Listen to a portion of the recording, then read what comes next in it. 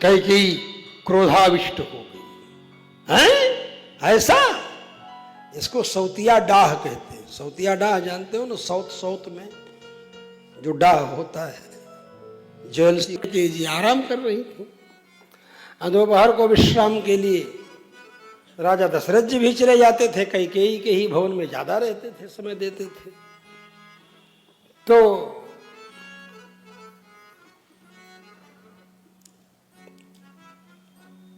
मंथरा गई, देखी लेटी हुई है कैकेयी। बोले उत्तिष्ठ मूढ़े किम शेषे पश्येदम भयमागतम।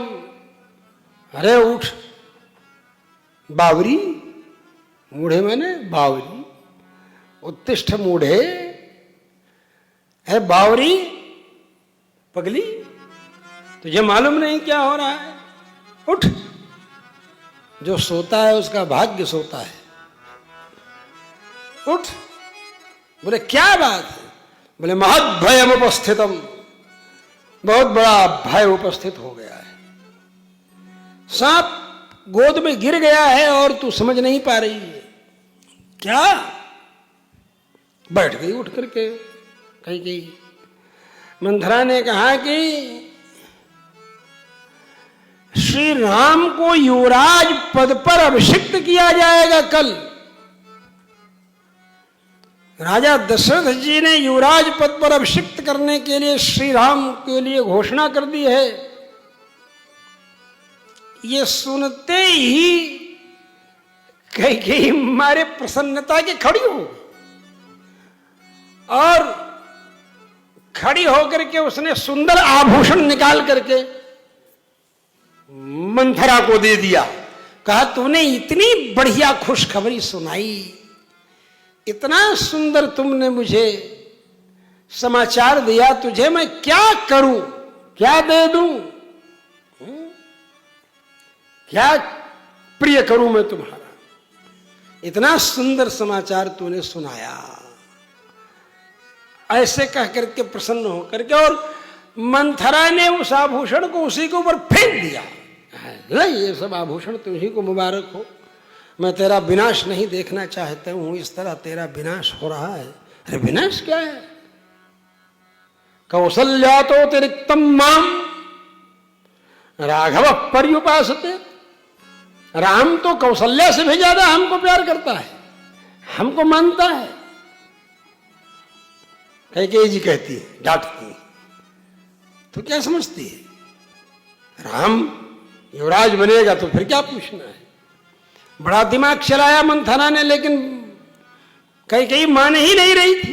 बोले नहीं, मेरा राम बार बार।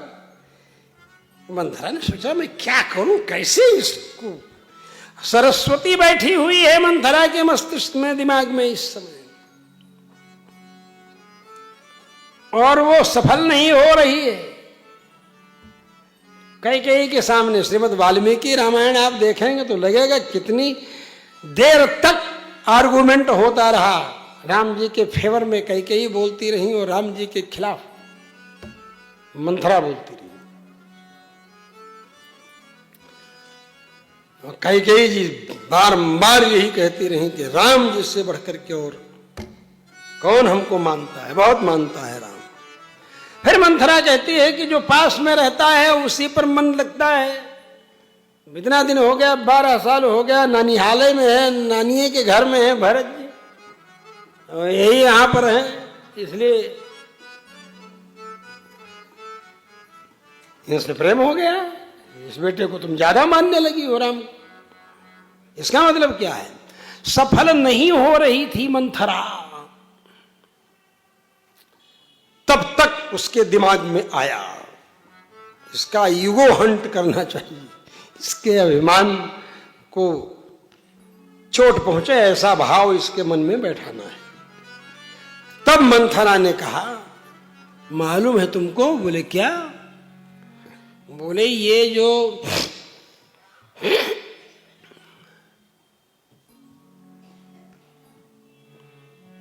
कौशल्या है ना, तुम बहुत अपने सौंदर्य के गुमान में, राजा दशरथ जी अधिकांश तुम्ही को समय देते हैं इस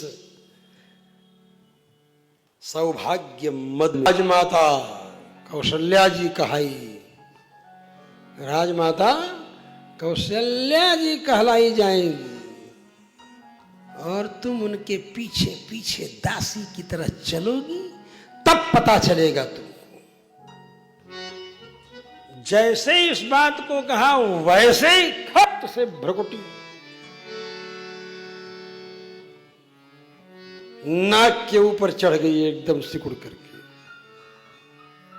कैकेयी क्रोधाविष्ट हो गई। हैं ऐसा? इसको सौतिया डाह कहते हैं। सौतिया डाह जानते हो ना? साउथ साउथ में जो डाह होता है, जेलसी होती है, ईर्ष्या, वही है। ऐसा? अच्छा, अगर ऐसा है तो अद्य रामं मित क्षिप्रम वनम प्रस्थापयाम्यहम, आज यहां से तत्काल मैं राम को वन में भेज दूंगा। अद्य रामं मित क्षिप्रम वनम प्रस्थापयाम्य, आज ही यहां से राम जी को वन में भेज दूंगा। इस तरह से कैकेयी ने कहा। लेकिन अब कैसे होगा ये तू बता, है ना? तो ये कैसे होगा हम तो देखते हैं